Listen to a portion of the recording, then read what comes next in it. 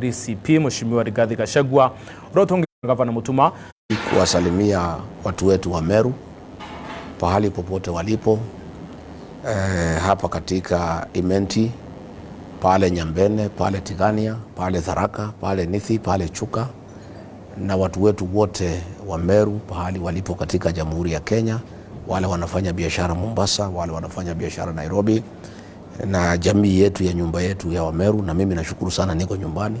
Kama unavyojua mimi ni mtoto wa mama. Mamangu Merigo ni kutoka Kadheri, walienda pale Kiperichia, ndio walipatana na babangu akamuoa, tukaenda Nyeri. Kwa hivyo mimi nikiwa hapa niko nyumbani, na unaona vile niko na furaha. Kila siku nikija Meru nina furaha sana, kwa sababu nimekuja nyumbani kuona watu wetu, kuona makazini wangu, kuona madada zangu, kuona watu wetu, na nimeshukuru sana kunipatia hii nafasi kuzungumza na watu wetu wa Meru, ndio tuulizane maswali mbili tatu. Tuko wapi? Tunapanga nini? Tunaelekea wapi? Ni vipi tutatafuta heshima ya jamii yetu ya Meru? Ni vipi tutatafuta maendeleo ndio tuweze kuinua hali ya maisha katika kaunti yetu ya Meru na pahali wote wa Meru ambaye wanaishi. Mheshimiwa Rigathi, ni nini imewaleta Meru kwa siku tatu? Sisi tumekuja Meru kuongea na watu wetu kwa sababu hatutaki wabaki nyuma. Kulingana na mimi na vile nimetembea Kenya, Kenya imeamua ya kwamba kutakuwa na serikali mpya. Kenya imeamua ya kwamba William Ruto atakuwa one term, ataenda nyumbani kwa sababu ya kudanganya wa Kenya, kwa sababu ya kuharibu uchumi, kwa sababu ya kuharibu masomo, kwa sababu ya kuharibu matibabu, kwa sababu ya kuua watoto ya Gen Z, kwa sababu ya kusema watoto wapigwe risasi kwa mguu, kwa sababu ya wizi na uporaji wa mali ya Kenya, kwa sababu ya kutumia mali ya wananchi kuhonga wapiga kura, kwa sababu ya kuharibu soko ya majani chai katika Sudan, na mambo mengi sana ambayo yamewakasirisha wa Kenya. Na mimi nikiwa kiongozi wa eneo hili la Mlima Kenya, na nikiwa mtoto hapa Meru, siwezi kubali wa Meru wabaki nyuma. Kwa hivyo tumekuja, tumeandamana na viongozi Dr. Stephen Kalonzo Musyoka, JB Muturi, kiongozi Fred Matiang'i amesafiri ngambo, ametutuma na salamu. Kiongozi Eugene Wamalwa ametutuma na salamu, amekimbia pande ya Trans Nzoia. Kwa hivyo tumefika hapa tukiwa na kundi kubwa ya wajumbe, maseneta, wale ambaye tuko katika muungano wa upinzani ambaye tutaunda serikali ijayo. Na tunataka kuja kusema Wameru hawezi baki nyuma. Tumekuja kusikiza ground, na nimesikiza. Nilianzia pale Chuka, nikakuja Chogoria, nikakuja Nguvu, nikakuja Kariene, nikatoka hapo nikakuja town pale Tuskys, tukaenda Gakoromoni, Sokoni, tumemalizia makutano na tumesikiza ground. Tumekuwa na mazungumzo na watu wetu wa Meru, na wote kwa kauli moja wametuambia tuko pamoja, tuko katika safari ya one term, na Wameru na Wakenya wengine wameungana kutafuta serikali mpya, na kwa hivyo tutatembea nao pamoja. Kesho tuko upande ya Igembe, tutaanza huko Mikindori, tuende mpaka Maua, tuende Kiago, tuende Abantu Wetu, tuende Mutwati, tuende Lare, tukuje tumalizie Kianjai. Peter Munya yuko wapi? Sijui kama atakuja, lakini alikuwa siku tulikuwa Kisii, alikuwa ameniambia program yake atajaribu kuadjust, aone kama atafika. Akifika ni sawa, asipofika ni sawa, tunaendelea. Ukisema ujui mheshimiwa, ni kumaanisha united opposition is not united, kwa sababu ujui wenzako wako wapi? Nimekuambia vizuri ya kwamba Fred Matiang'i yako hapa kwa sababu ako ngambo. Eugene Wamalwa hako hapa kwa sababu ako Trans Nzoia. Governor Natembeya alikuwa amefika, hajafika. Peter Munya alisema ataona program yake kama atafika ama hatafika. Kwa hivyo mimi siwezi kumsemea kwa sababu yeye ni kiongozi. Mimi naongea na wale tuko nao hapa na wale ambaye tumekubaliana tutoe salamu zao. Kabla mwende saba ulize swali. Pia hapo tuko Peter Munya. Jana Jeremiah Kioni amesema wao wanaona wakipanga mikutano yao tofauti na mikutano yenu, kwa sababu wao wanaona wale wako kwa muungano wa upinzani wanapendelea chama chenu. So kumaanisha Jubilee na PNU ni kama hamko pamoja. Haikuangi namna hiyo, ni vile wengine hawaelewi. Hii mikutano ya United Opposition, hakuna mkutano ya United Opposition. Ni vinara wa vyama tofauti wanafanya mkutano na kualika wenzao. Safari ya Kisii ilipangwa na Dr. Fred Matiang'i akatualika, na yeye ndiye aliendelesha program kutoka mwanzo mpaka mwisho. Sisi tulikuwa wageni wake na alikuwa anatupatia nafasi ya kuongea na kusalimia watu na akaendesha program. Safari ya Nakuru na Nyandarua na Nyeri ilikuwa ni mimi nimewalika wageni wangu, na kwa hivyo nilikuwa na nafasi ya kupatia watu nafasi ya kuzungumza. Hata hao wakina Kioni wanalalamika ni vile hawaelewi, kwa sababu kuna wale wanaitwa prespos, wale wenye vyama vinara ambaye wanaongea pale kwa gari. Tunakubalia magari chache ndio wananchi wapate nafasi ya kutokaribia. Tunakuanga na meza special ya wale wote wanagombea viti wanafika pale. Governor Kimemia ni wa Jubilee alifika pale. Sasa huyu alikuwa hataki kuja kuongea na wenzake pale pale watu wote wanaongea. Na sisi tuko na vile kila mtu anafanya mkutano yake. Hatuna shida. Wao wakitaka kufanya mkutano watu walike, tutakuja. Mkutano hii safari ya Meru ni mimi nimepanga na DCP na ni safari yetu, lakini tumealika viongozi wenzetu wakuja na sisi, na wamekuja wengi sana, na kila pahali tunawapatia nafasi. Tuko na viongozi wa Wiper tunawapatia nafasi, tuko na viongozi wa Democratic Party tunawapatia nafasi, lakini safari ni yetu. Sisi ndio tumesimamia matangazo, tumesimamia mobilization, tumesimamia magari, tumesimamia sound. Wale wengine wote ni wageni wetu. Siku tulikuwa Ukambani, tulialikwa na kiongozi wa Wiper Kalonzo Musyoka, na program inakuwa yake. Mwalisha Munya atawalika Meru. Akitualika tutakuja. Lakini Mithika anampiga, anasema usiku wako State House. Sasa mambo ya Mithika mimi siwezi jibu. Si Mithika hako hapa Meru. Ukitaka nafasi kumuita umuuliza swali utamuuliza. Mimi tulikuwa na Peter Munya pale Kisii na tukatembea vizuri sana. Akipanga safari ya PNU hapa Meru atualike, tutafika. Unajua sasa mambo ya mkutano uwezi ambia mtu utapanga siku fulani. Ni wewe unapanga mkutano, unaalika viongozi.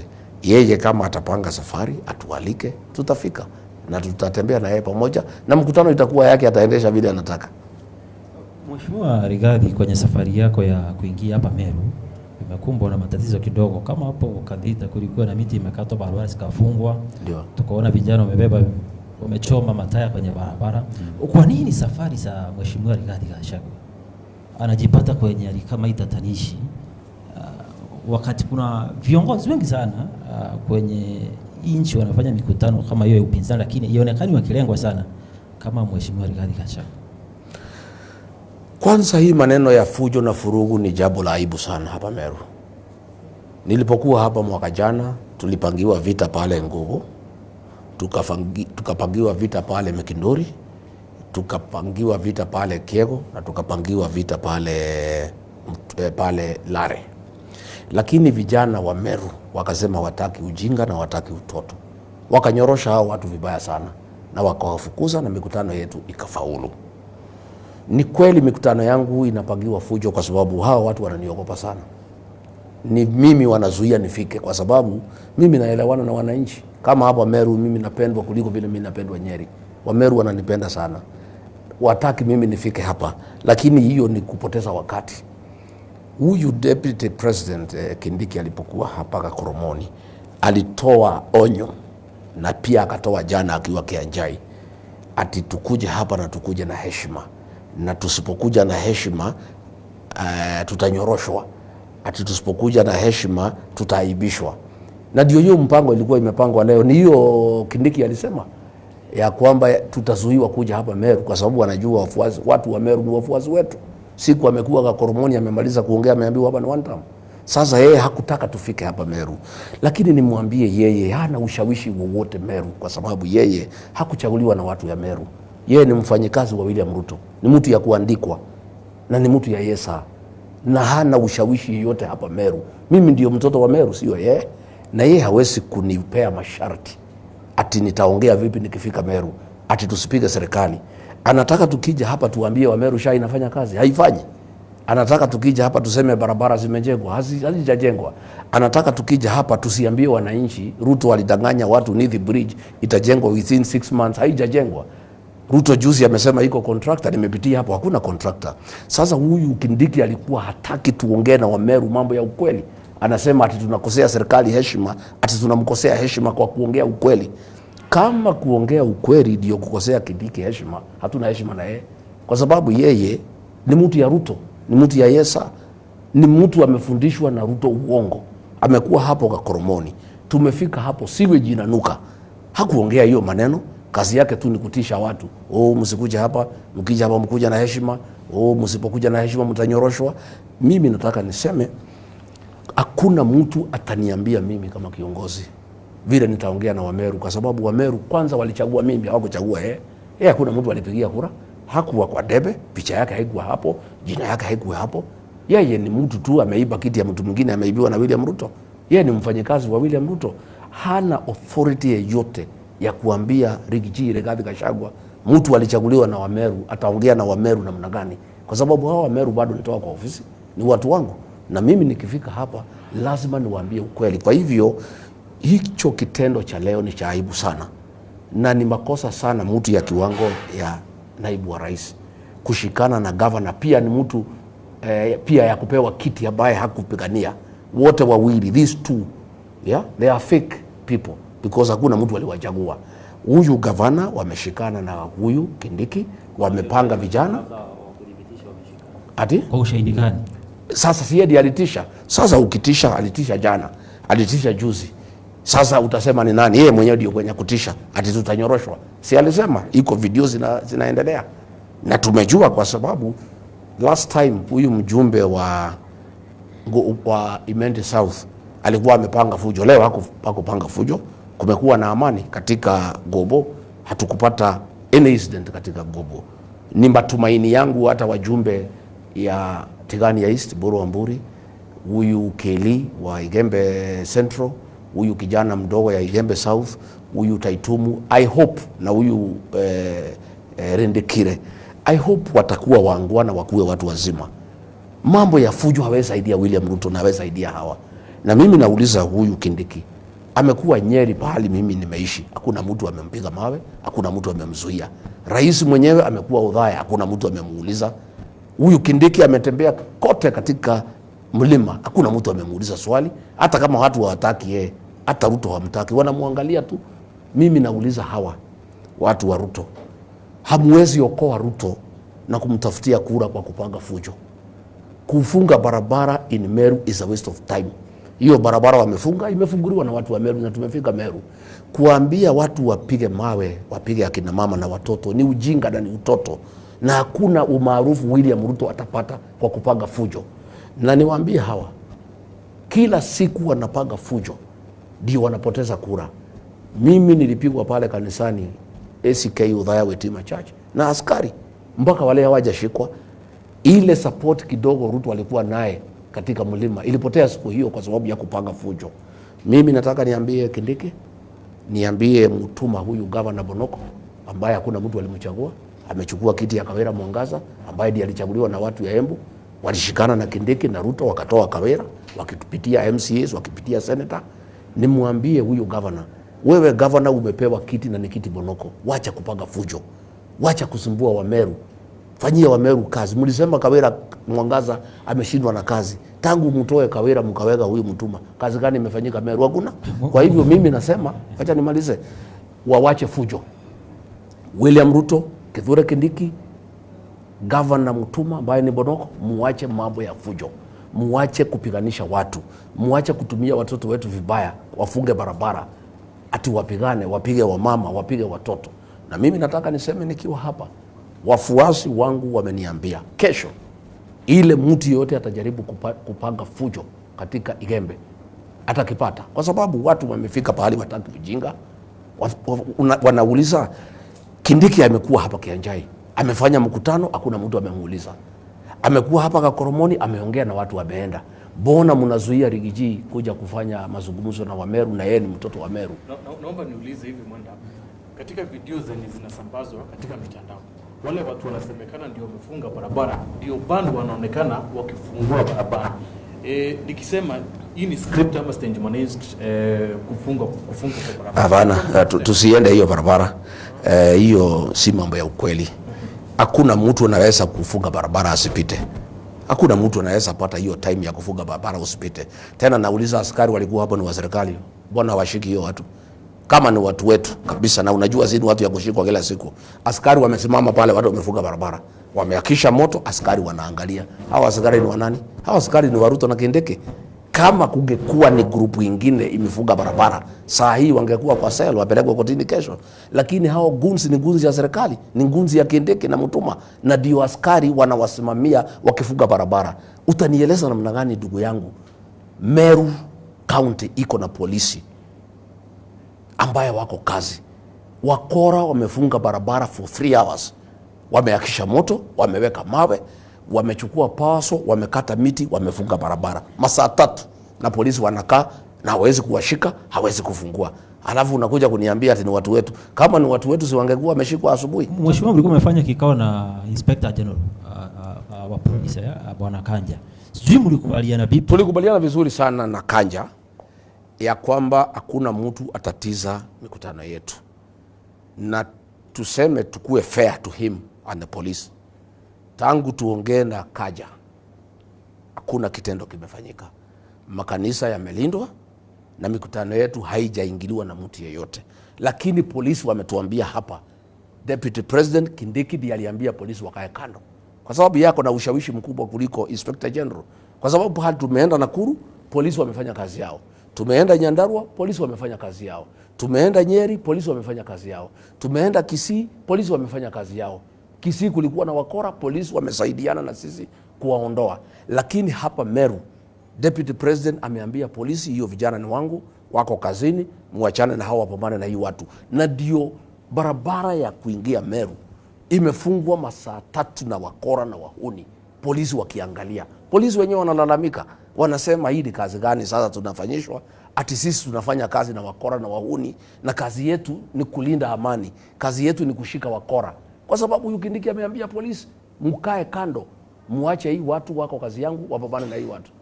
Mheshimiwa, kwa sababu ya muda ndenda kuulia na Kimiru rĩrĩa gũgũtonya Meru buriuga ni heshima bukwenda gũcokeria Meru ibati heshima yao. Maybe ni yake hivi kwa Kiswahili, mnapoingia Meru mnasema mnataka kurudishia wa Meru heshima, wamenyimwa heshima. Nani amewanyima heshima na wamenyimwa kivipi? Heshima ya Wameru ni kazi kidogo na ni kazi wazi. Heshima ile zinataka kurudishia Meru ni Wameru wafanyiwe kazi. Kazi gani imefanyika hapa Meru? Barabara zote zimekwama. Zile zote rais alisema Nithi Bridge itajengwa na mwezi 6, hakuna. Walimpatia kura. Hiyo ni kukosea Wameru heshima. Mambo ya kahawa, nilikuwa nikiwa ofisini nimesukuma madeni ya wakulima wa kahawa shilingi bilioni 7 walipiwe. Tangu niondoke hiyo maneno ikasimamishwa. Na ndio nilikuwa nauliza huyu Kindiki, kazi yako ni gani? Tetea watu ya Mlima Kenya. Hii watu wakulima wa miwa walilipiwa deni ya 118 billion. Sisi yetu ni bilioni 7 peke yake ya wakulima wa kahawa. Hawa wakulima wa kahawa wanahangaika, hawana heshima, hawana pesa, hawana chochote. Wakulima wa chai, rais ameenda ameingilia masuala ya ndani ya nchi ya Sudan, pahali ambaye tunauzanga majani chai. 15% ya chai yetu inaenda Sudan. Yeye ameingilia maneno ya masuala ya ndani ya Sudan, ameingilia biashara ya dhahabu na wale waasi wanaitwa RSF. Serikali ya General Burhani imekasirika, imesema vile Kenya inaingilia mambo yetu ya ndani, wamepiga marufuku kununua majani chai kutoka Kenya. Majani chai yetu yote iko Mombasa. Na ndio ukiuliza wakulima wa chai, ile bonus wamepata mwaka huu is the lowest for the last 20 years. Ndio tunasema Wameru lazima wapate heshima yao. Na heshima ya Wameru sio kuwadanganya ati unawapenda, ati utajenga state lodge hapa. Wameru hawana haja na state lodge, kwa sababu hiyo ni boma yako ya kulala. Kila Mmeru wako na boma yake ya kulala. Wameru wanataka walipwe bei nzuri ya majani chai. Wameru wanataka walipwe bei nzuri ya kahawa. Wameru wanataka bei nzuri ya maziwa. Wameru wanataka hapa town barabara ya bypass ya kumaliza jam ijengwe.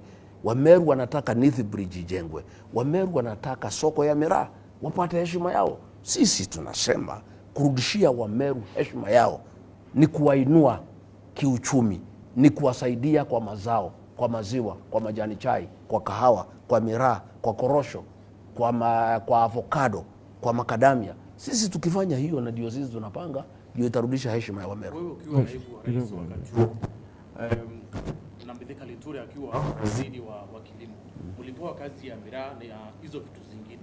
Ulisaidia Meru na mimi, unajua ndugu yangu, nilifanya mkutano ya kahawa hapa Meru 2023 coffee conference, na nikaweka mikakati, na ukiuliza wakulima ya kahawa bei ilipanda, waulize leo. Mikakati Rigathi Gachagua alifanya akiwa naibu wa rais kulete mabadiliko ya ukweli na ya usawa katika sekta ya kahawa, mpaka wa leo wanakulia matunda yake. Rigathi Gachagua alikuwa ameanzisha kazi ya majani chai, nikafanya tea conference pale Kericho. Kabla kazi yangu kuzaa matunda nikafurushwa, hiyo kazi ikakwama. Mimi mwenyewe nilipigania shilingi bilioni 7 ya kusaidia wakulima wale wa kahawa ambayo walikuwa na madeni waondolewe ndio waanze mpya. Nilipoondoka hiyo maneno imekwama. Mimi mwenyewe, watu ya Meru wanajua, nilipigana na pombe haramu ambayo imeua watoto wetu kwa miaka mingi. Nikaanzisha campaign, nikafanya mkutano hapa Chuka, nikalete watu wote pamoja, wale polisi, wale machiefs, wale administrators, watu ya kanisa, kila mtu, na tukapunguza pombe haramu, na watoto wetu wakaanza kurudi nyumbani kuwa na familia. Nilipoondoka hiyo maneno yote imekwama, ile pombe yote mbaya imerudi hapa, na tuko na habari ya kwamba mama moja ambaye anauza hiyo pombe ako in partnership na Kithure Kindiki. Hiyo tuko na information na tutatangaza, na ndio ile pombe na huwa watu hapa Meru ni huyo mama anauza, mwana yake alipumzika, wameshikana na Kindiki, ndio wanauza pombe haramu hapa Meru, Embu na Tharaka Nithi. Kwa hivyo mimi kwa hiyo mwaka 2 nilifanya kazi ambayo inaonekana, na kama hao wabunge hawangepewa pesa na Ruto kunifukuza, ningekuwa nimepiga hatua kubwa sana. Na mradi ulianzisha ama kufungua Meru? Mimi hakuna mradi ambaye ilikuwa imefanyika hata moja.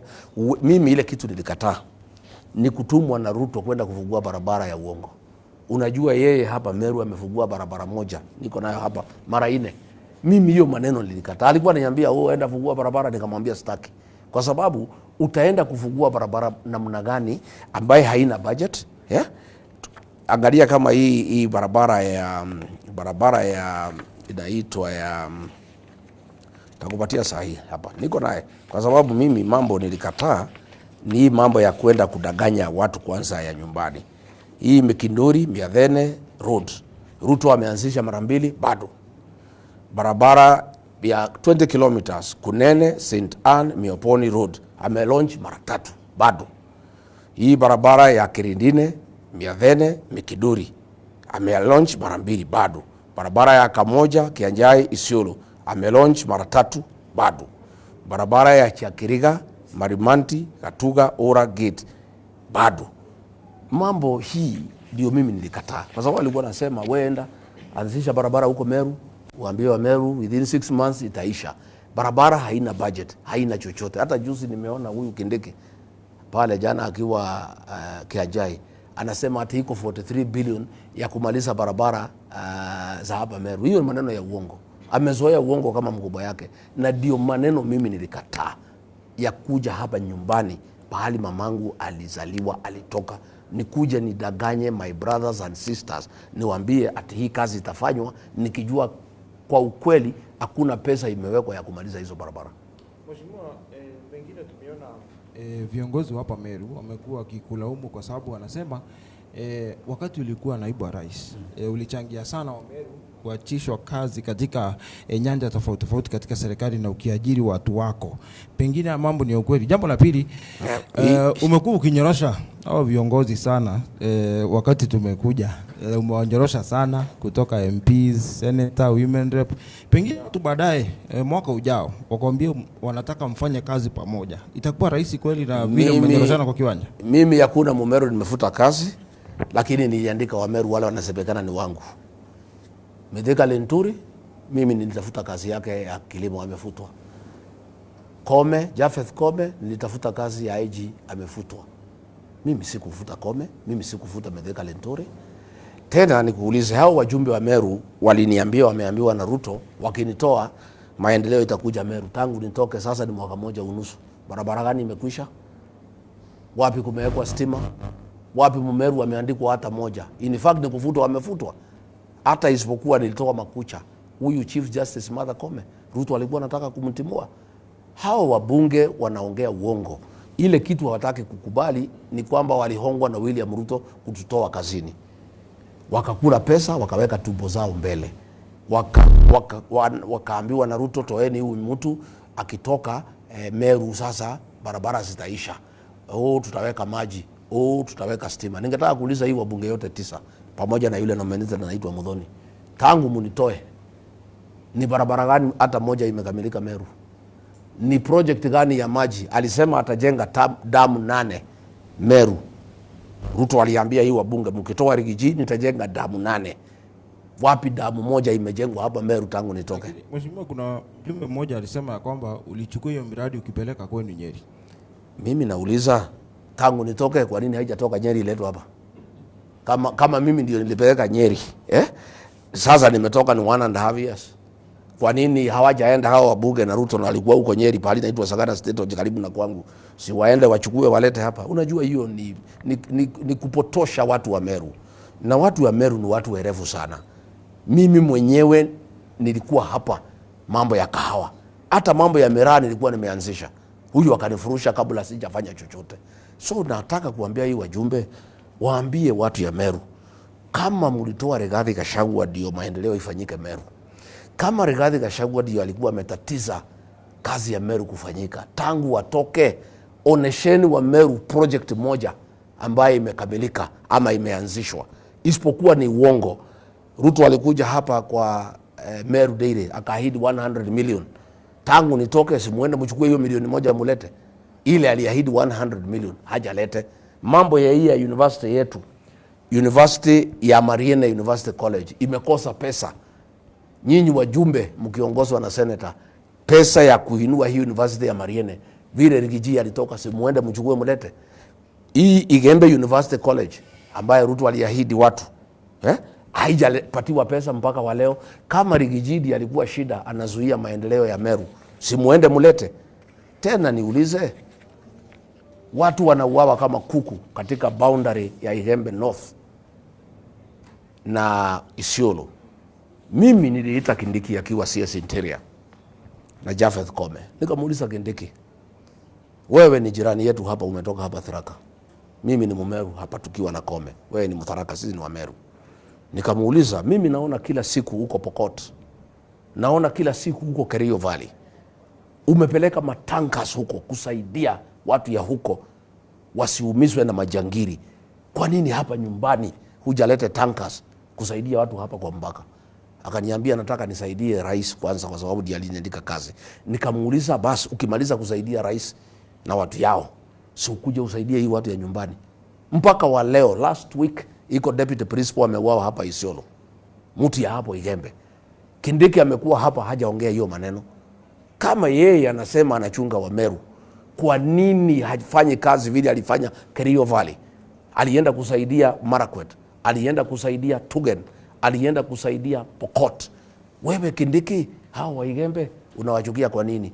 Kwa nini wewe kuliko kusunguka na ndege ukibeba pesa na magunia unakuja hapa atunasema wewe fire si fire? Wewe si utoa hiyo fire ikuja hapa kwa mpaka. Hiyo fire yako wa Meru ukitaka kabisa wajue wewe ni fire, lete camp ya anti-stock theft unit hapa kwa mpaka ya Igembe na Isiolo. Lete camp ya GSU katika mpaka ya Igembe na Isiolo. Na mimi nilimwambia Kindiki wakati hiyo, yeye alikuwa waziri ya usalama, nikamwambia my brother, siweke kambi hapa ya GSU, siweke kambi ya anti-stock theft unit isaidie wa Meru. Wewe unaenda kusaidia wengine na si mbaya kwa sababu ni wa Kenya, lakini si ukumbuke watu ya nyumbani. So wewe unasunguka kusema fire si fire. Watu wa kwenu nyumbani wanauawa kama kuku kila siku. Ile insecurity iko Meru ni aibu kubwa sana. Ati wewe unajiita deputy president na unasema ati wewe unatoka pande hiyo, alafu watu wa nyumbani wanauawa kama kuku kila siku. Huyu sasa deputy principal ameuawa hapa. Hata Rabirambi hujatuma, hata hujatuma watu hapo kuuliza hao watu ya Igembe wanauawa kila siku watasaidiwa namna gani? Kwa hivyo kama mimi ndio nilikuwa shida, mbona insecurity haijaisha katika mpaka? Mbona Wameru wanaendelea kuuawa kila siku kama kuku? Na tunasema tuko na serikali. Ati wao sisi hatuwezi toka kwa serikali, Rigiji anataka tutoke kwa serikali. Sasa mko kwa serikali, mbona Wameru wanauawa mkiwa na serikali? Why? Na kwingine juzi tukiona huko Rift Valley kwa Ruto, ukitokea maneno kidogo namna hii anatuma IG anatuma deputy IG, anatuma DCI, anatuma GSU. Huko kwa Ruto nyumbani kukitokea maneno, askari wanamwagwa huko kama siafu. Lakini hapa Wameru wakiuawa, wanawachiliwa. Wameru wanakufa kama kuku. Hii ni maneno ambayo mimi nataka niambie watu wetu wa Igembe North. Tukipata nafasi next year, tuchukue serikali, that nonsense ya mpaka itafika mwisho. I want to assure the people of Igembe North, the government we are forming, within 3 months, that nonsense along the border ya Igembe and Isiolo will be a thing of the past. What will you do? Nitaweka kambi.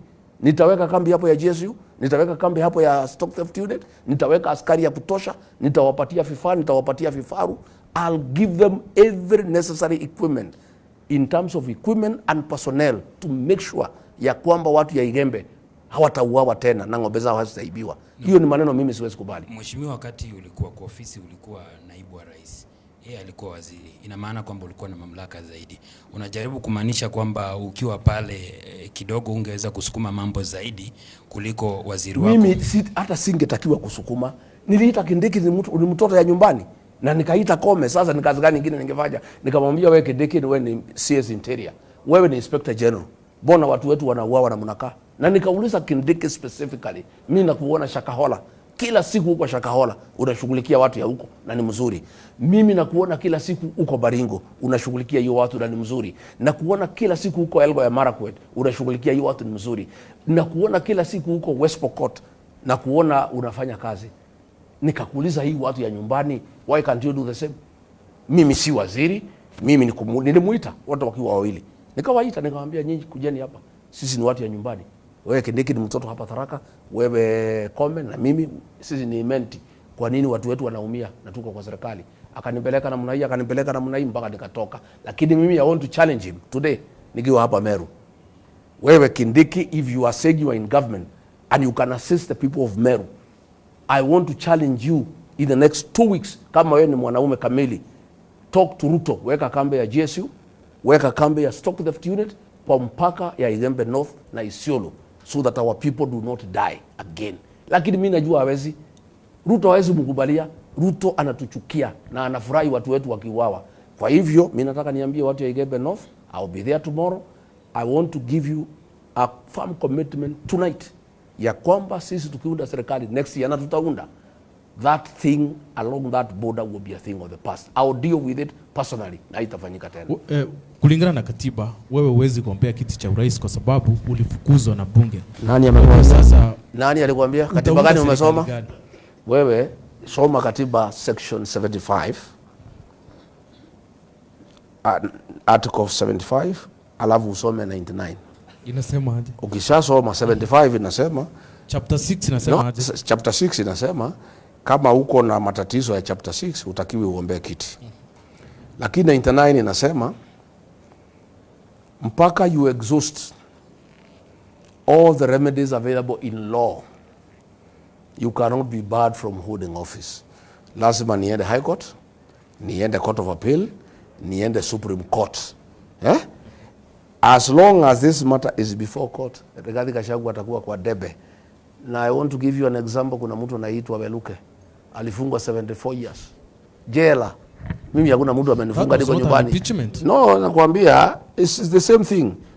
No, I'm nakwambia mambo ya chapter 6. These are all things of chapter 6.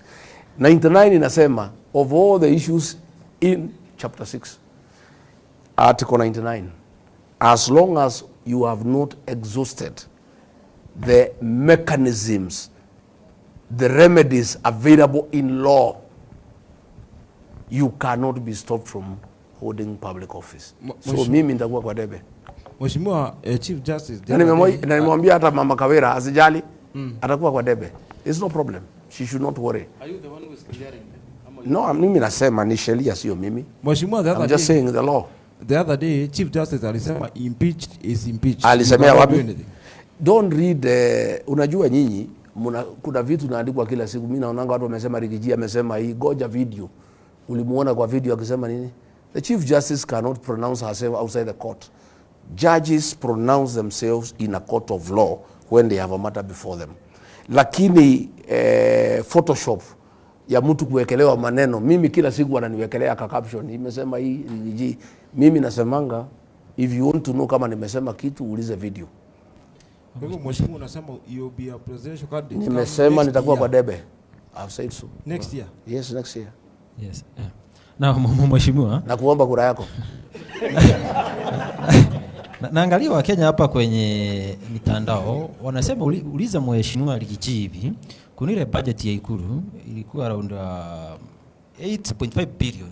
Sisi inasemekana budget ya State House imeruka mpaka imebindwa itishi nyingine ifike 17 billion.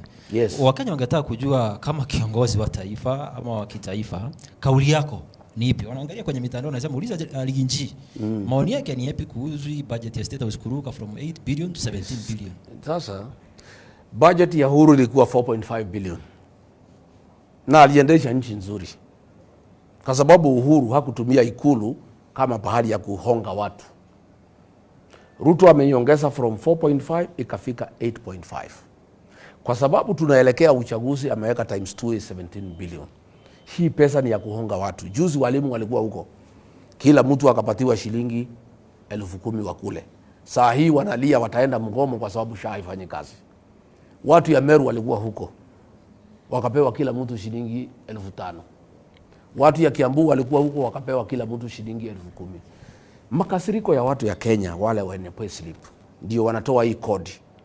The payslip has been raided.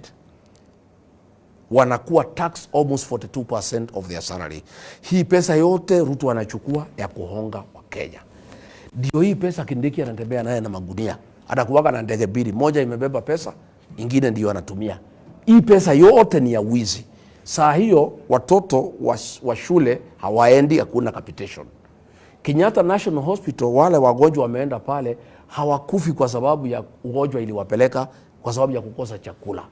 Na wanalipa pesa. Hii pesa yote inaibiwa, inapelekwa State House. Ile pesa yote ingesaidia Wakenya. Polisi wanalia ya kwamba wakipeleka watoto bibi yao maternity hawapati usaidizi.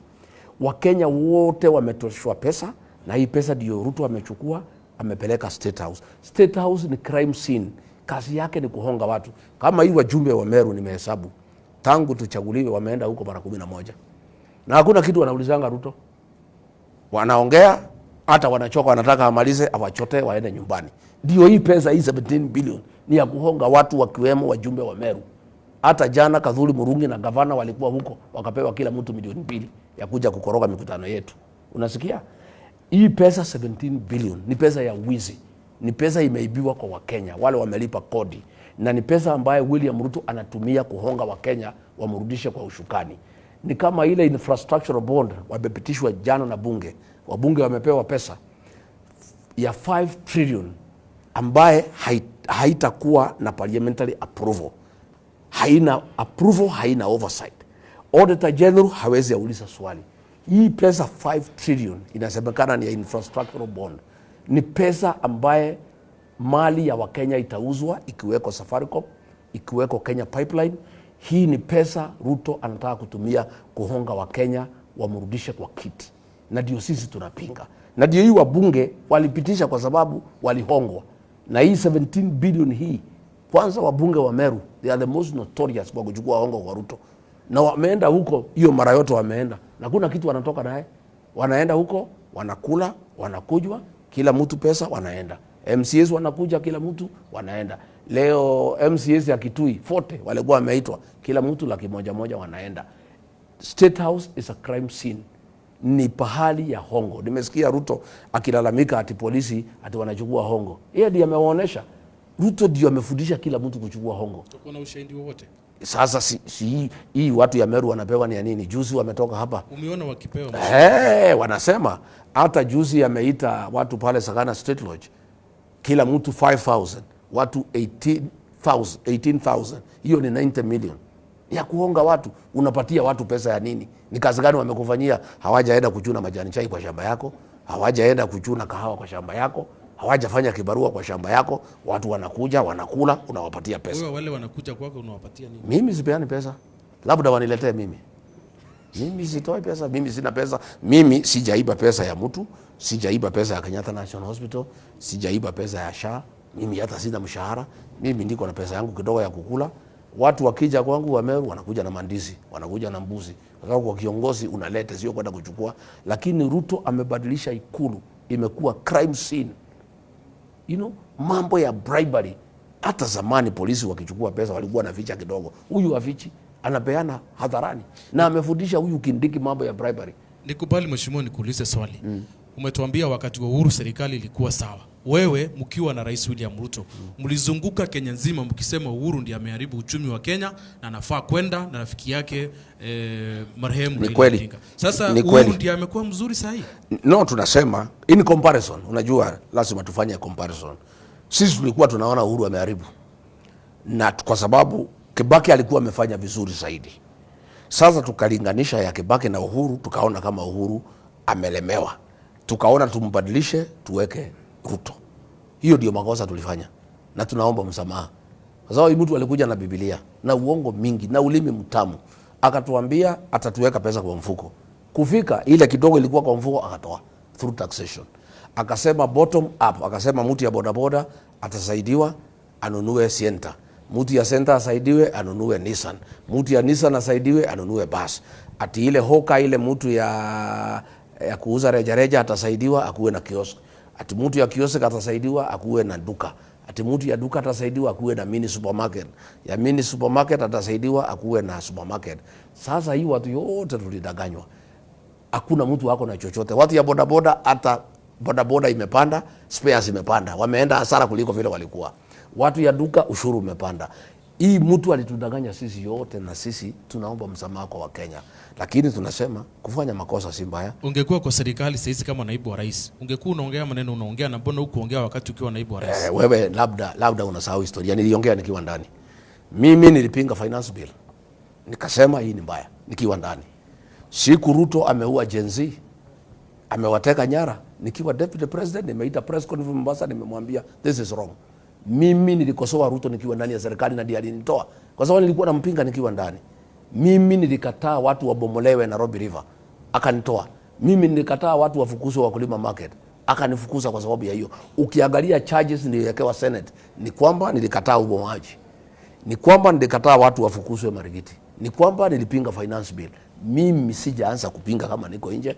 Mimi nilipinga nikiwa ndani. Na katiba ya 2010 ilitaka namna hiyo. Ndio ilitaka president na deputy wachaguliwe na kura. Ndio president akizidi, deputy amkosoe akiwa ndani. Ndio huyu sasa akashindwa kuvumilia, akubali mambo ya katiba, akaona anitoe, alete Mr. Yesa. Sasa tangu Yesa akuje, hakuna mtu ya kuuliza swali. Na hata Yesa mambo ya uaji ya Gen Z alifanya, alikuwa CS Interior. Walipanga na Ruto wakaua vijana. Yeye hawezi pinga huwa watu, Yesa. Hii vijana watekwe nyara, Yesa.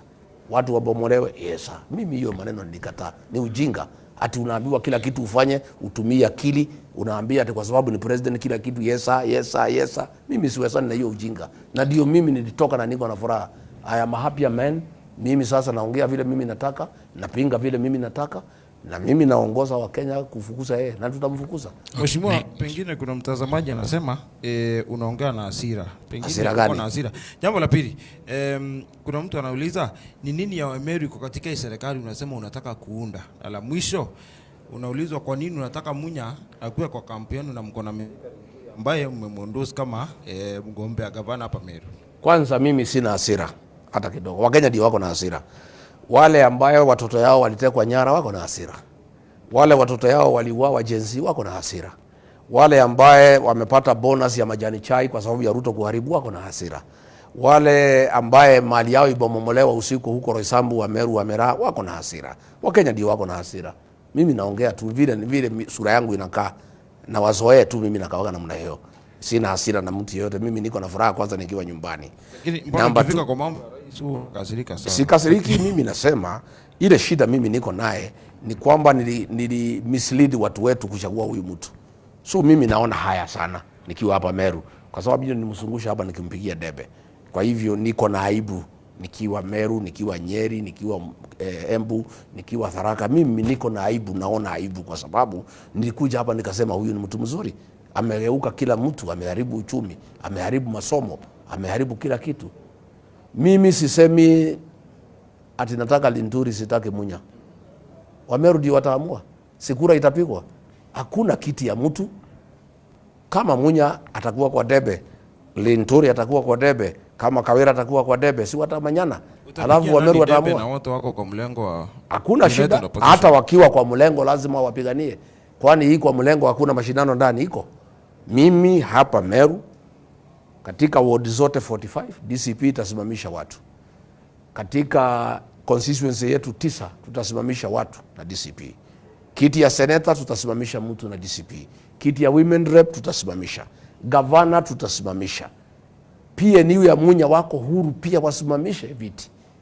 Kawira kama hako na chama asimamishe watu. DP simamishe watu. Wenye kuamua ni Wameru. Rigiji hawezi amua. Mimi nitapigia watu yangu debe. Kama Wameru watanisikiza nitashukuru. Wasiponisikiza nitawaheshimu. Mimi siwezi bishana na raia. Hao ndio matajiri wetu na ndio wenye kuamua. Lakini kama mtu anafikiria ati kuna kiti naweza wachiwa mtu, ati tuseme ati tumewachia Munya, hapana. Tumewachia Linturi, hapana. Ati tumewachia Kawira, hapana. Hii ni demokrasia. Kila mtu ambaye anaona anaweza kuwa governor wa Meru asimame, waende kwa raia. Raia ndio wenye kuamua. Mimi siwezi amua. Kwa hivyo nisiambiwe ati DCP simamishe mtu ati tuachie fulani, hakuna. Hiyo si demokrasia, hiyo ni dictatorship. Na hatuwezi fuata mambo ya udikteta. Lazima Wameru wapatiwe nafasi, wachague yule kiongozi ambaye wanataka, yule wanaheshimu na yule ambaye atawafanyia kazi. Ile tunapinga ni hii magavana na deputy president Bonoko. Tunataka watu ya kupigiwa kura. Deputy president apigiwe kura, sio deputy president Bonoko. Governor apigiwe kura, sio deputy governor Bonoko. Unajua katiba ilisema deputy president achaguliwe na watu, governor achaguliwe na watu. Hii mikato hii ya impeachment ya kutafuta viti kwa njia ya mkato ndio imeharibu hii serikali yetu, na ndio imefanya serikali ya William Ruto isabaratike, kwa sababu unapitia njia ya mkato ya kutafuta uongozi. Tunataka njia ya uongozi ni debe, kila mtu apigiwe kura na wananchi, achaguliwe kwa kiti fulani, apewe nafasi afanye kazi miaka 5. Huyu Kawira angepatiwa nafasi amalize tamu yake. Kama Wameru hawatosheki na kazi yake, watakuwa na nafasi ya kumuondoa, walete mtu mwingine. Lakini watu 20, watu 40 kwenda kukutana na kuondoa mtu ambaye amechaguliwa na watu 1700 ni makosa. Mtu amepigiwa kura na watu 7 million, ati watu afiwe mbizi wanakutana wanamtoa. Mnatakiwa mpatie mtu nafasi amalize miaka 5.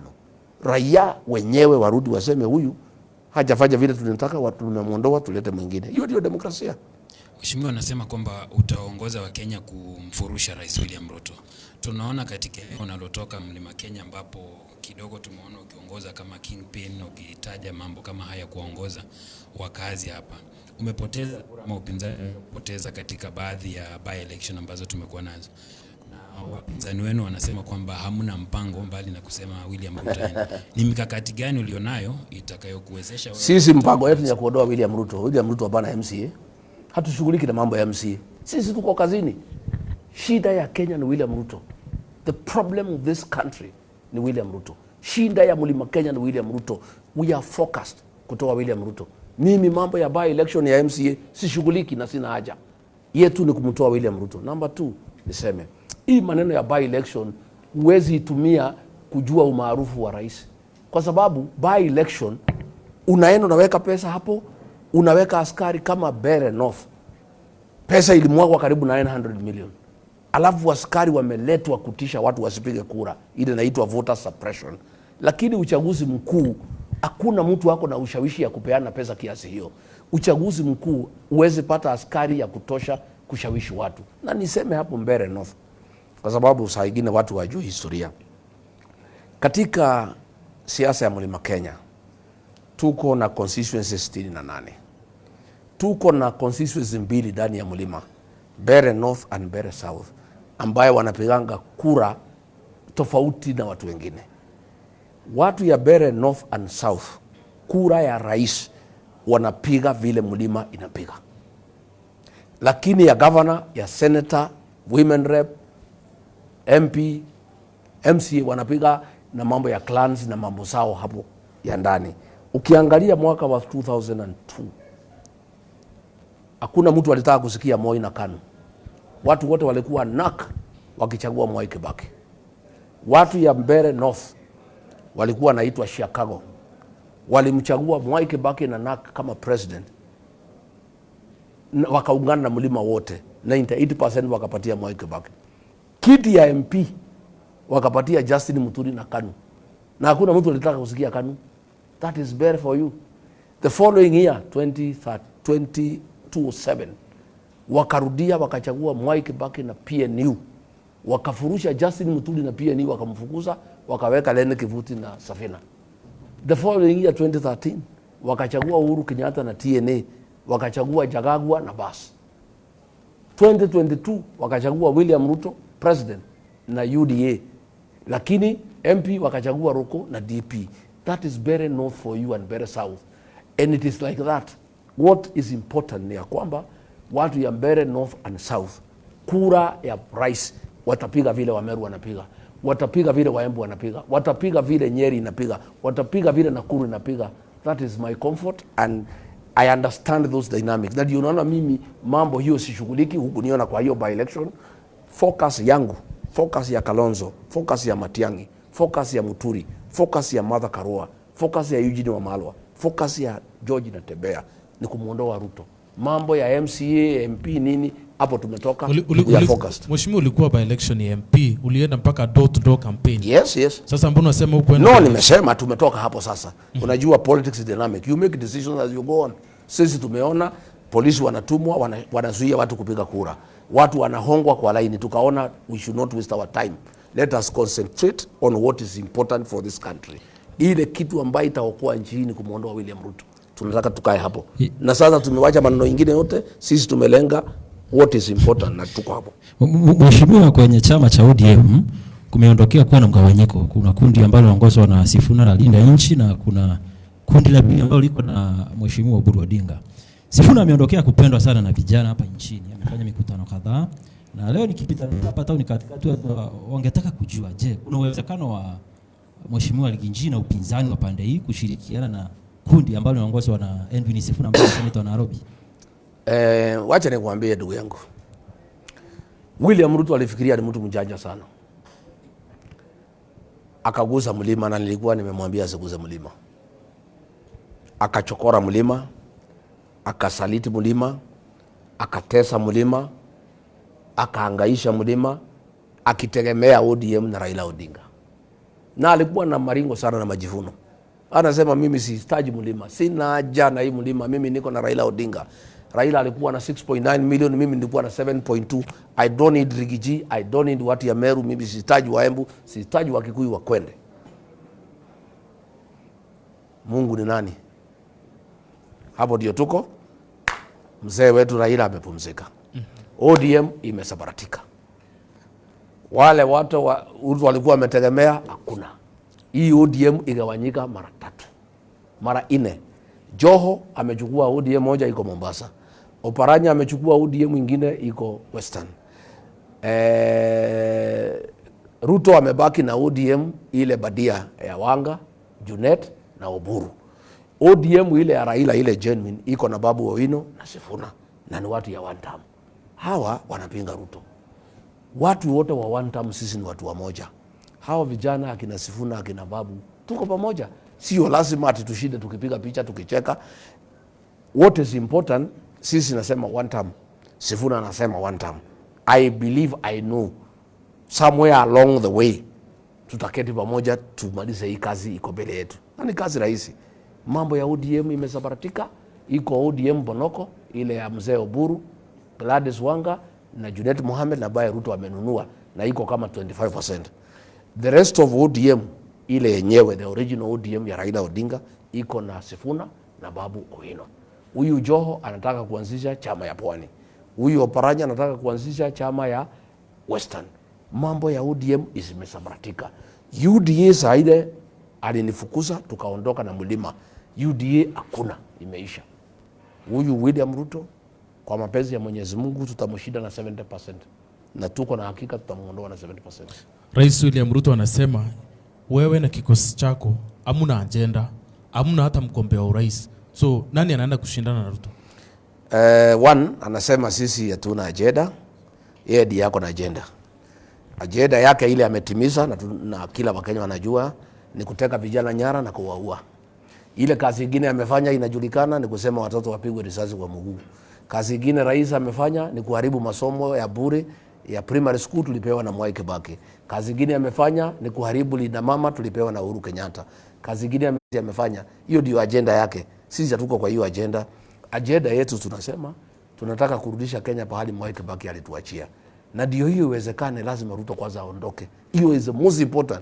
Bila yeye kuondoka hatuwezi faulu. Kwa hivyo agenda number 1 ni kumuondoa. Tukishamuondoa tulegeshe masomo ya primary school bila malipo. Tukishamuondoa tulegeshe maneno ya day secondary school bila malipo. Tukishamuondoa tuondoe SHA, turudishe NHIF tufanye marekebisho. Tukishamuondoa tusimamishe mambo ya housing levy kwa sababu hatutaki serikali ijengee watu nyumba. Hiyo hapana kazi ya serikali. Kazi ya serikali ni kujenga barabara, kuleta maji, kuweka stima, kuweka usalama na kuwezesha watu kufanya biashara. Hiyo mambo ya housing levy tuondoe. Mambo ya ubomwaji tusimamishe. Mambo ya watoto kutekwa nyara tusimamishe. Mambo ya mauaji tusimamishe. Pombe haramu inaua watu wetu tumalize. Hiyo ndio agenda yetu. Yeye agenda yake ni kuua watu, ni wizi, ni kuhonga watu. Hiyo ndio agenda yake. Alafu wanasema ati sisi ati hatuna agenda. Lakini yeye agenda yake ni kuharibu Kenya. Hatuna haja na hiyo agenda yake. Tena kusema ati sisi hatuna mgombea rais. Sisi tuko naye. Tutatoa wakati ikifika. Sijui ulikuwa how old in the year 2002? Ulikuwa na miaka ngapi? Miaka ngapi ulikuwa naye? Young man. Mwai Kibaki alitangazwa kuwa presidential candidate wa opposition tarehe 14 mwezi ya 10 2002. Uchaguzi ukiwa tarehe 27 mwezi ya 12 22. Kati ya Kibaki kutangazwa na uchaguzi ilikuwa mwezi 2 siku 13. Mko na haraka ya nini? Tuko na 1.5 years. Hatuna haraka. Kwa hivyo tena si wewe. Nasema tutakubaliana. Mimi niko pale. Kalonzo ako pale. Martha Karua ako pale. Matiang'i ako pale. Tumekubaliana zote mtu atafute kura zake. Na ndio tunaendelea kutafuta. Na tutatembea pamoja. Hatupigani, sisi ni marafiki. Pale mwisho tumekubaliana tutatoa mtu mmoja. Na ni matumaini ni mimi. Mimi niko na matumaini kubwa sana. Na wakisema sio mheshimiwa utafanya nini? Utaondoka ama utabakia kumpa support ambaye atachukuliwa? Nikifanya nini? Wakisema sio wewe utakubali? Mimi wakisema sio mimi. Wakinionyesha sababu za kutosha kwa nini sifai na siwezi toa William Ruto. Waniambie ni Kalonzo. Mimi nitakubali ni muunge mkono. Wakiniambia ni Matiang'i, mimi nitakubali ni muunge mkono. Wakiniambia ni Martha Karua, nitakubali ni muunge mkono. Na mimi pia nimewaomba ikisemekana ni Rigiji, hata hao wote wakubali waniunge mkono. Lakini wao unataka wakubali bila masharti. Hakuna mtu, sisi tutaongea. Unajua kura ni numbers, lazima unajua ndio upite, lazima upate majority. So kutakuwa na many factors ya kudiscuss. Tutaketi chini tuongee. Wewe Rigiji, kwa nini unasema unafaulu? Mimi niko na hii, ninaweza hii, niko na experience hii, niko na nini, niko na pesa, niko na magari, niko na structures. Okay, Rigiji, Kalonzo, kwa nini? Nilikuwa vice president wa Kibaki, nilifanya kazi mzuri, niko na kura hizi. Ni Matiang'i, nilifanya kazi na Uhuru, mimi nikatengeneza masomo, usalama, mimi naweza. Martha, ndio mimi nilipigania second liberation, nilifanya kazi na Kibaki, nimekuwa running mate wa Raila, mimi naweza. Natembea sema namna hiyo. Sasa tukae tuongee na tutasikizana, tutoe mtu mmoja. Na ni matumaini yangu kwa majaliwa ya Mwenyezi Mungu, mimi naomba sana na mimi natia bidii. Unaona mimi Israeli natia bidii sana kuunganisha kura yangu, ndio sasa nikienda kwa mesa nione kama nitapewa nafasi. Labda nafasi ya urais kikosekana, utakubali kuwa mgombea wa mtu, mgombea mwenza? Wacha turuke daraja tukifika hapo. Let's cross the bridge when we reach there. Ni mapema sana. Yes, mheshimiwa, kwenye kaunti ya Nairobi kuna majukumu yamechukuliwa na serikali kuu, na sisi wananchi wanatuangalia Kenya mzima. Wangetaka kujua kauli ya mheshimiwa Rigiji ni ipi kuhusiana na majukumu ya kaunti ya Nairobi kuchukuliwa na serikali kuu, na pia kuna bomoa ambayo inaendelea maeneo ya Roysambu, maeneo ya Githurai. Wangetaka kusikia kauli yako ni ipi kizingatiwa watu wengi wa mlima ni wafanya biashara. Kwanza mimi niko na uchungu sana Nairobi kwa sababu governor aliyeko mimi ndio nimpigia campaign kwa watu ya mlima Kenya. Nikamletea karibu 530,000 votes. Akatusaliti, akatugeuka, akakuwa mtu ya kuumiza wafanyabiashara. Ameumiza watu Nairobi, amebomoa manyumba ya watu, ametatiza wachuuzi, ametatiza watu wanauza wakulima market, amesumbua watu ya Nairobi zaidi. Ndio tunasema yeye ni one term na tutafukuza yeye. Na wameshikana na William Ruto kuhangaisha watu ya Nairobi. Jana usiku Wameru wanauza miraa pale Zimmerman, pale Roysambu, wamebomolewa. Hapo Nairobi River watu hapo ya mlima wanabomolewa. Na mimi siogopi hata nikiitwa mkabila. I want to say there is ethnic profiling in Nairobi. You know, ya kwamba jamii ya mlima imekuwa targeted by William Ruto na Sakaja kuhangaishwa na kuumizwa kwa sababu inasema one term. Ile juzi pale Githurai 2 weeks ago manyumba imebomolewa ni ya jamii ya Wakikuyu na Wameru na Waembu. Jana usiku manyumba imebomolewa ni ya Wameru na Wakikuyu. Pale Kariobangi North watu wameumizwa ni Wakikuyu. Kwani tunauliza sisi ni watoto wa nani? Kwani ni nini tulikula ya William Ruto tumrudishie? Kwa nini yeye na Sakaja wameshikana kutuhangaisha kama jamii na sisi tulimpigia kura? Ametuumiza, ameumiza watu wetu. Anataka tukue maskini ndio tuiname, tumpongeze na tumuabudu kama Mwenyezi Mungu. Na hatuwezi. Hata kama ni kuumia, wacha tuumie. Niseme hiyo maneno ya William Ruto kuchukua vitu ya county government, ati national government ichukue some services, ni wizi. Ni njia anategeza ya kupora mali ya kutafuta pesa ya campaign. Amepora mali yote ya Kenya ya national government, sasa ameingilia ya county. Na huyu governor alitishwa atakuwa impeached. Alikuwa amekataa hapo beleni kusaini hiyo kitu. Ma MCA wakaitwa kila mtu milioni 1 wakaambiwa chukueni signature. Aliposikia zimefika 60 akakimbia kwa Ruto, akasign kupeana Nairobi. Hivyo ndivyo Ruto anafanya kazi. Anatisha watu na impeachment.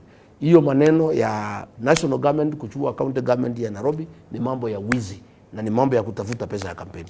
Kuna siku ulisema katika mkutano wa kisiasa ya kwamba kuna siku uligongea Rais William Ruto meza na karibu mpige slap. Katika hii serikali mnaunda, ungetaka wewe ukiwa rais naibu wako akupigie meza ama athubutu kukupiga? Mimi siwezi pigia rais meza kura, lakini mimi naweza pigia mwizi na muuaji. Kama wewe unaua watoto, nitakosa kugonga meza namna gani? Wewe nakwambia hapana ua watoto, nasema nitaua, nagonga meza. So unasema Rais Ruto sio rais wa Kenya? Nasema mimi sikupigia rais meza, nilipigia mwizi na muuaji. Sasa hiyo utajijazia. Sio umesoma? Hii ndio sababu moja ulifukuzwa kwa kiti? Mimi sijui. Mimi nilifukuzwa kwa sababu nilikataa mauaji. Na nilimwambia Kindiki nikamuita. Siku tumeenda National Security Council, akapitisha tuwe watoto. Ati kwa sababu wanapiga kelele mambo ya finance bill. Nikamwambia rais tusiue watoto. Wewe ni mzazi bwana. Wewe ni Mkristo. Hii ni watoto ya mtu. Mbona unataka kuua watoto? Sema wewe Kindiki kwenda fanya kazi. Nikatafuta Kindiki nikamwambia ndugu yangu, usipate damu ya hii watoto, itakuhangaisha. Usiue watoto. Akasema rais amesema mimi lazima nifanye vile rais amesema. Mimi nikamwambia kwende, mimi sihusiki na hiyo maneno. Nikatoka nikaenda Mombasa. Mimi siwezi ua watoto. Na hata mtu yeyote akiua watoto tutakosana.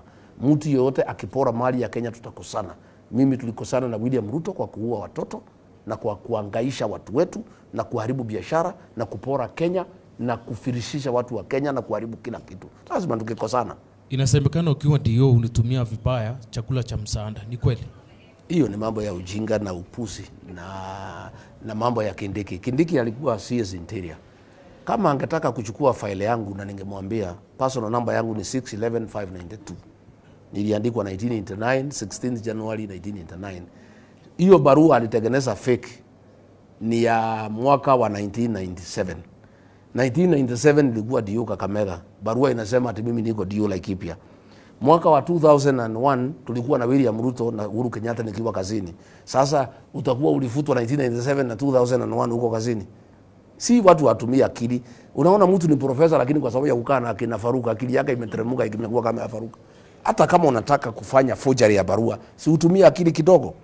Ujue hii mtu 1997 alikuwa wapi. Wanasema nilikuwa Laikipia. 1997 nilikuwa DO pahali naitwa Navaholo. 1998, 99 nimekuwa pahali naitwa Ngarwa Laikipia. 2000 niko course naitwa Advanced Public Administration, KIA, Kenya Institute of Administration. Nikatoka hapo nikiwa na distinction.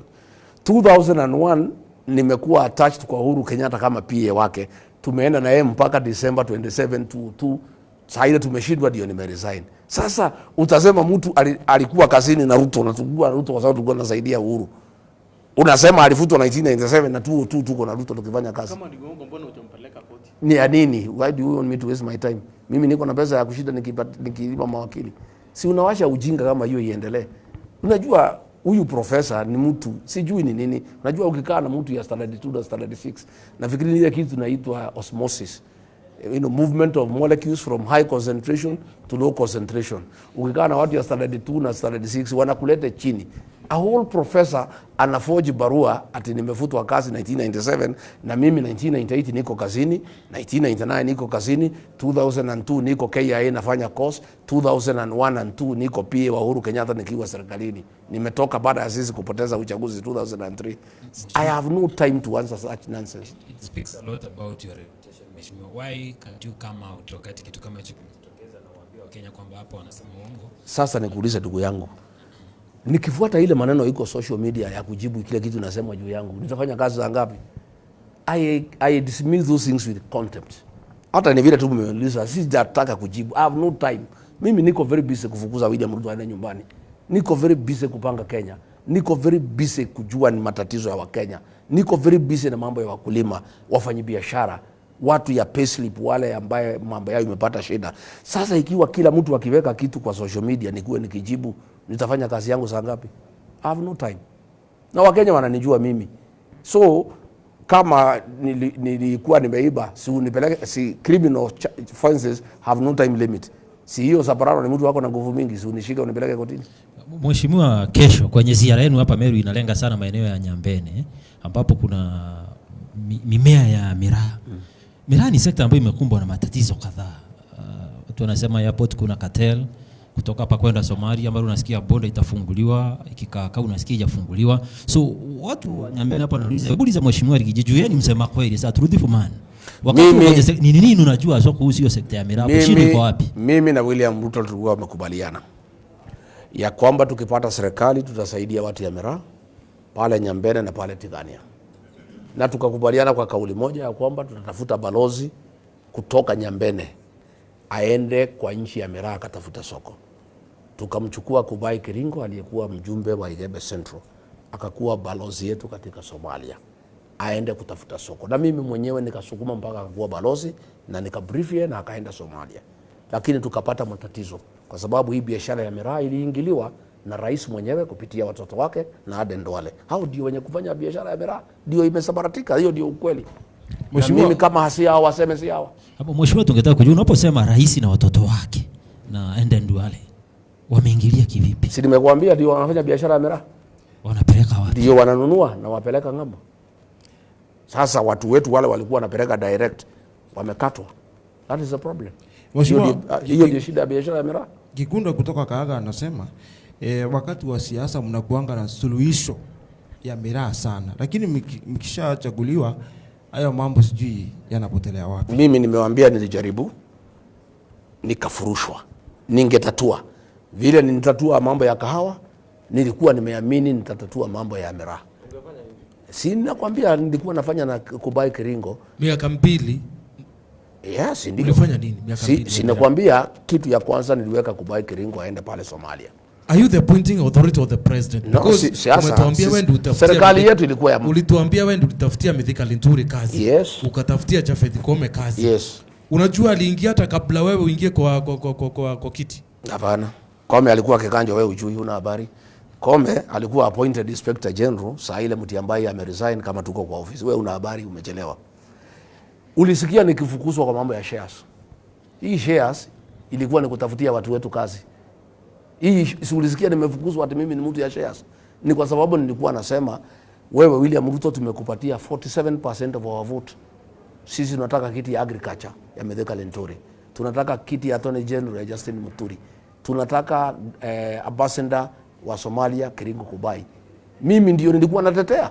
Na alipoanza kunichenga na kunipeleka hivi nikakuwa mkali. Na ndio nilifukuzwa hata mimi ni mtu ya shares. Sasa unajua nimeshangaa hii watu ya ODM walishikana na Ruto kunifukuza hata mimi nauliza shares. Saa hii kwa kila mkutano wanasema wanataka 50% shares kwa serikali ya William Ruto. Umesikia wakisema Ile walinifukuza naye ati ni mambo baya, ati mimi nilikuwa natetea watu ya mlima. Wajaluo sasa na watu ya ODM wanasema tunataka 50%, ya kwamba ni makosa watu ya mlima wakiuliza haki yao, lakini wengine wakiuliza ni sawa.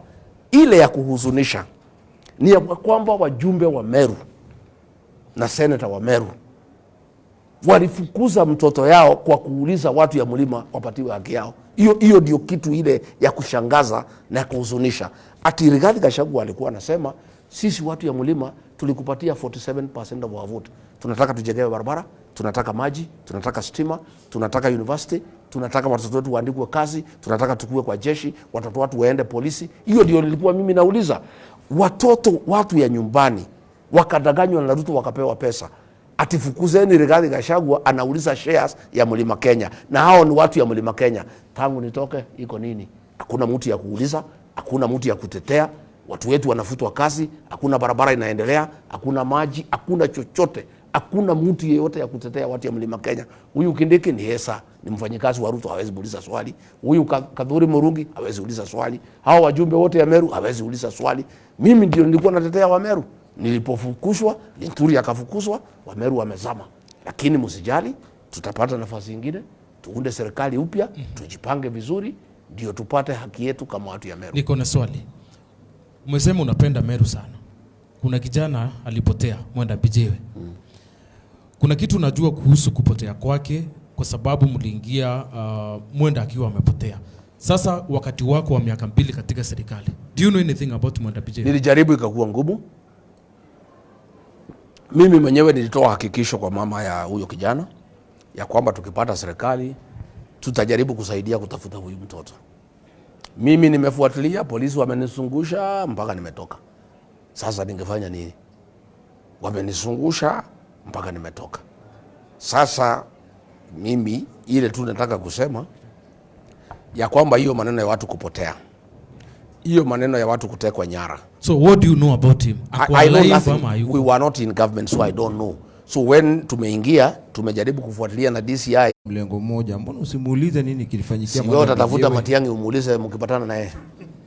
Si yeye yako anatafuta kiti ya urais. Yako mheshimiwa, na hii swali unauliza kwa kila wakati ukija. Mimi siwezi jibu swali ya mwanamume mwingine. Mimi niko hapa kama Rigiji, niulize maswali yangu. Huyu Matiang'i utamtafuta ni kiongozi, umuulize hiyo swali.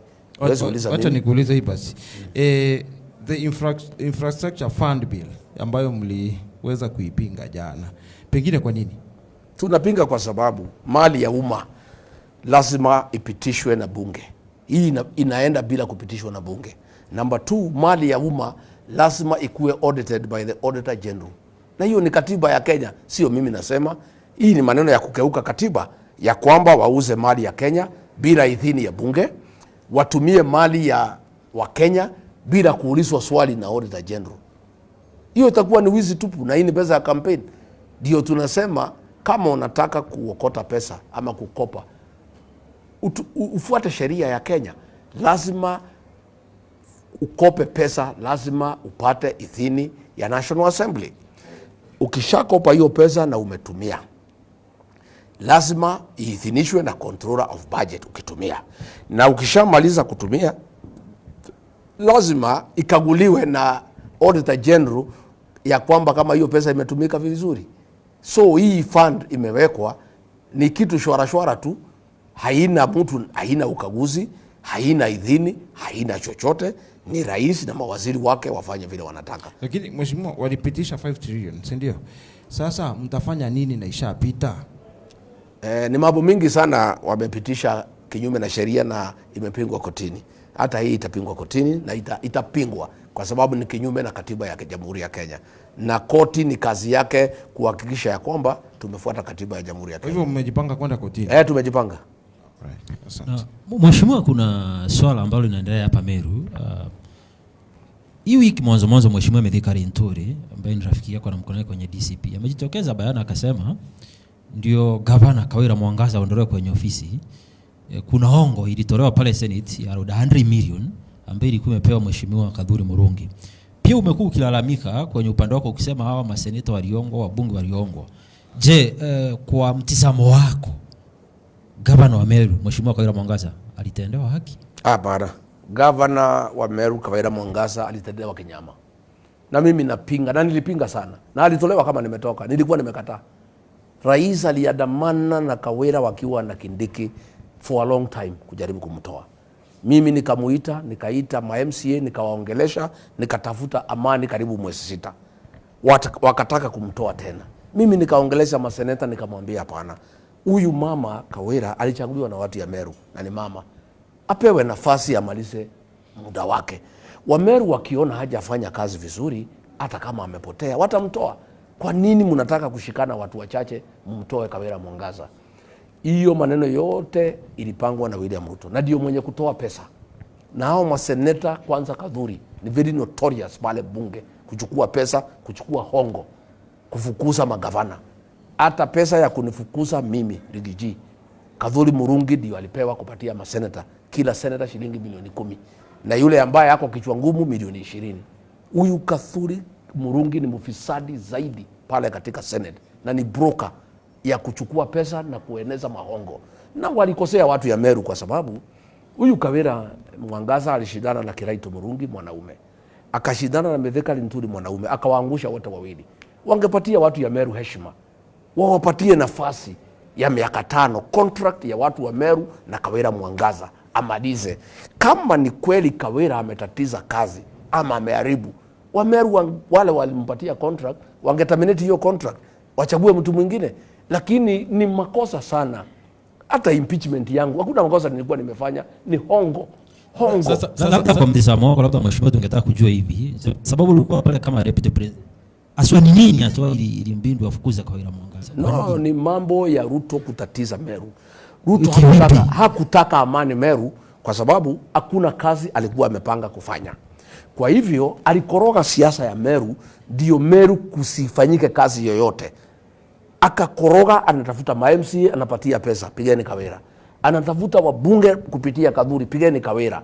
Meru kukakuwa na kelele, hakuna kazi imefanyika. Mimi nikiwa mtoto wa Meru, nikajaribu mara 3 kuwalete pamoja. Nikawabebeleza, tafadhali tuache vita, watu wa Meru wafanyiwe kazi. Huyu mama hata kama mpendi yeye ndiye chaguo ya watu ya Meru. Yeye ndiye alichaguliwa na watu ya Meru. Mpatieni nafasi afanye kazi. Wanapoa siku kadhaa, wanaitwa na Ruto, wanapewa pesa, wanamchokora. Mwenye kulete furugu Meru, mwenye kutatiza Meru, mwenye kuhakikisha hakuna amani ya kisiasa Meru, ndio wa Meru wasifanywe kazi, ni William Ruto na Kithure Kindiki. Hao ndio wenye kutatiza siasa ya Meru. Na mimi nakuuliza, tangu Kawira atoke, ilikuwa inasemekana Kawira anatatiza maendeleo ya Meru. Kazi gani imefanyika Meru? Hakuna kitu inaendelea. Hakuna kitu chochote imefanyika Meru tangu Kawira afukuzwe. Kawira angewachiwa nafasi afanye kazi yake, amalize. Kama wa Meru wako na shida na kazi yake, watamwashisha kazi, watafute mtu mwingine. Mheshimiwa Rigathi, unaongea ni kama mtu atumii sheria ya Kenya. Impeachment ya governor inaanza county assembly mpaka inafika kule Senate. Sasa ukisema Kawira Mwangaza alifukuzwa na Rais William Ruto, impeachment ilianza wewe ukiwa naibu wa rais. Rais ndiye alitoa pesa. Rais ndiye alitoa pesa ya kuhonga wabunge, ya kuhonga maseneta. MCA. Ndiye alitoa pesa. Uko na ushahidi? Niko na ushahidi. Niko naye. Si mimi nilikuwa naibu wake. Mimi namjua, ni mtu ya kijini chini. Anaita watu, anapetea pesa. Mimi nilikuwa namzuia kufukuza Kawira. Na ujue alifukuzwa kama nimetoka. Mimi ndio nilizuia Kawira kutolewa for that time. Na niwaambia wabunge, wacheni kukoroga Kawira. Between you na katiba ya Kenya, nani yako na nguvu? Ni wewe ama ni sheria ya Kenya? Hiyo si swali ya kuuliza. Ni swali kwa sababu ulisema Kawira asifukuzwe. Mimi nakuuliza, ni sheria ilitumika mheshimiwa kufukuza Kawira. Sheria kama ingefanya kazi ni mzuri, lakini watu wamehongwa, hakuna sheria ya kuhonga watu. Linturi amesema walihongwa, nimekuambia walihongwa. Hata mimi kutolewa ni watu walihongwa. Hata wanaongea walihongwa. Na wale walikataa kuhongwa ni wangwana. Sisi ile kitu hatutaki ni kutumia hongo kupindua sheria ya Jamhuri ya Kenya. Na mimi nataka kusema hii maneno ya impeachment. Hata huyu governor Sakaja mimi simpendi na sifurahii, yeye ameumiza watu wetu. Lakini mimi sitaki atolewe kwa impeachment. Apatiwe nafasi, amalize mwaka 5, tutamtoa. Watu wa Nairobi watamtoa kisheria na kidemokrasia. Hakuna haja utafute Ruto atafute ma-MCA ya Nairobi. Kwa sababu yeye ndiye anawatafuta na wapatia pesa tuwafukuze Sakaja. Alafu wapeane seneti yafukuzwe. hakuna haja. Na ikifika kwao Kericho hawezi kubali. Senator ya Kericho, governor ya Kericho alifukuzwa na MCAs, Ruto akatoa pesa kwa masenata asifukuzwe. Lakini hata ukiangalia katika mambo ya impeachment, tangu tupate devolution, Mlima peke yake ndio watu wanafukuza magavana, kwa sababu watu wetu wanapenda pesa sana. Watu wetu wanapenda pesa. Si hapo Nairobi, si hiyo ile watu walikuwa wamechagua Sonko ni watu ya Mlima. Hakuna governor mwingine katika Jamhuri ya Kenya amefukuzwa. Ilianza na ya Wabora ikazamishwa na koti, ikafuatwa ya Waiguru ikazama, ikafuatwa ya Gachagua ikazama, Waitito akatolewa, Sonko akatolewa. Nani? Wakati huo ni no, nakwambia, si mimi nakwambia hapa Mlima peke yake ndio impeachment inafanya kazi. Huyu gavana wa Matangi wamejaribu kumtoa, ma MCA wamekataa, wamekuwa wangwana. Rigathi Gachagua ametolewa na watu ya Mlima wamepewa pesa. Mimi nataka kuambia watu wetu nikiwa hapa Meru, tunapata aibu sana katika Jamhuri ya Kenya ya kwamba viongozi wetu katika Mlima ndio peke yake wanakubali kuchukua pesa kufukuza viongozi wao. Swali langu la mwisho kwa sababu ya muda. Wewe unasema ungefanya kazi na mwizi na ndio maana ulimpigia meza. Mbona ulikuwa unataka kuendelea kukuwa naibu wa rais kwa mtu ambaye huamini sera zake? Kwa sababu si alikuwa amenipea kazi, nilikuwa nimepewa kazi na watu wa Jamhuri ya Kenya. Katiba ilisema tukae na yeye, kama ananipenda hanipendi tungekaa. Ndio nitaka kukaa, nikoroge yeye, nimwambie hapana nikiwa ndani. Kwa sababu hiyo ndio katiba. Si yeye alinichagua, mimi sikuchaguliwa na William Ruto. Mimi nilipigwa kura na Wakenya. Kwa hivyo yeye hakuwa na uwezo ya kuniambia uweze sema hii, uweze sema hii. Mimi nilikuwa nimechaguliwa na wananchi wa Kenya, nilipigiwa kura. Hukuona picha yangu hapo? Jina yangu ilikuwa hapo na picha ukipiga kura. Kuna bahali uliona huyu Soprano kwa hiyo karatasi? Mheshimiwa, swali langu la mwisho, kuna vita inaendelea kati ya Ukraine na Amerika na the Israel. Tuko na Wakenya wengi sana na hata ndugu zetu wa kutoka hapa Mlima wengi wanafanya kazi Middle East wapi. So nchi ingetaka kusikia kwa kauli yako, msimamo wako waswa ni upi kuhusu vita inaendelea huko? Mimi ningeomba serikali yetu kama inaweza kubali, sijui kama inaweza kubali, watu wetu wote wale wako pahali iko vita wasaidiwe na ndege na pesa, warudi nyumbani bila kuulizwa pesa. Hii pesa 17 bilioni imepelekwa pale State House, wachukue hata kama bilioni 3 wasaidie Wakenya kurudi, kwa sababu nchi zingine ndizo zinafanya. Hatutaki Wakenya wakufe ng'ambo kwa mambo yao, kwa mambo ambaye haihusu hawa. Wakenya hawahusiki na hizo vita. Na nchi yeyote ambaye ni responsible nation, the first reaction is to save your people. Kama iko vita, kitu ya kwanza ni kushughulikia Wakenya wakuwe salama, warudi nyumbani. Nimeona huyu Musalia Mudavadi akisema ati watafute pesa yao warudi. Sasa 500,000, 600,000 siki tulikuwa umepanga, huku wanajua kutakuwa na vita. Hapo Ulaya watu wanahangaika, cost of living is very high, labda hawana pesa. Sasa Musalia anasema ati wajue vile watakuja. Utajua vile utakuja namna gani na vile bei ya ndege iko juu? It is the government of Kenya. Sisi tuko na pesa. Hii pesa yote Kindiki nazunguka nayo na magunia, awache mwezi moja. Hii pesa yote isanywe, ilipewe ndege, Wakenya wote warudi nyumbani, wakuwe safe. Nafasi yetu ama muda wetu umekwisha, lakini tukimalizia, ungetaka kuambia wale Wakenya wanatutizama usiku wa leo nini? Mimi ningetaka kuongea na watu ya Meru ya kwamba tumekubaliana pale kwa meza ya kitaifa. Captain Mithika Linturi ndio kiongozi kutoka Meru ambaye anakaa kwa meza ya kitaifa. Pahali sisi tunakaa tukipanga serikali mpya, tukitafuta serikali mpya, Mithika Linturi anaketi hapo. Kwa hivyo interest ya watu ya Wameru kwa meza yetu ya kitaifa inaakilishwa na Captain Mithika Linturi. Naomba Wameru wamuunge mkono, wamchunge hapa nyumbani, ndio akuje achunge interest ya watu ya Meru pale Mlimani. Justin Muturi amekuja pale anachunga interest ya Waembu. Mimi sitembee peke yangu, mimi niko na Martha Karua, Mithika Linturi na JB, tuko wanne. Tunachunga interest ya watu ya Mlima. Lazima tuchunge. Ruto ndiye ananiita mkabila. Lazima. Mambo ya kuandikisha kura itaanza tarehe 29 March, mass voter registration. Ile itakuja mashinani. Naomba watoto wetu wote hapa Meru wachukue kura. Naomba wazazi wahakikishe watoto wao wamechukua kura. Kwa sababu tukiselect kidogo tulete mchezo, huyu jamaa arudi, tutapata matatizo mengi sana hapa Mlimani.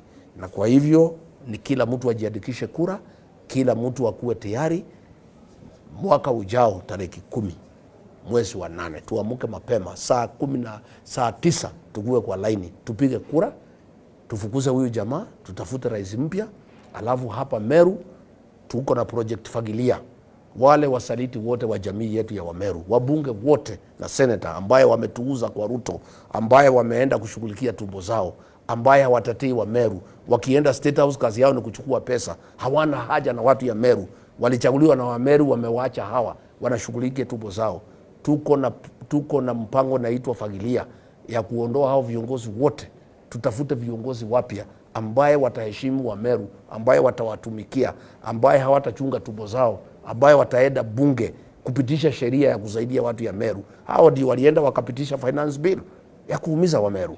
Hao ndio jana wamepitisha infrastructure bill ya kupora mali ya Wakenya. Hao wabunge wa Meru wametuletea hasara kubwa na aibu kubwa kama jamii, kwa sababu ya kununuliwa na William Ruto, kuchukua pesa na kwenda kupitisha sheria ya kuumiza watu wa Meru.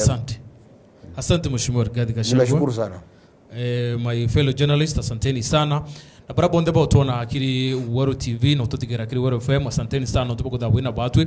Kambitana ngochoke Kristo ndo chetu kenda nteto cheweru chidira hieta nape.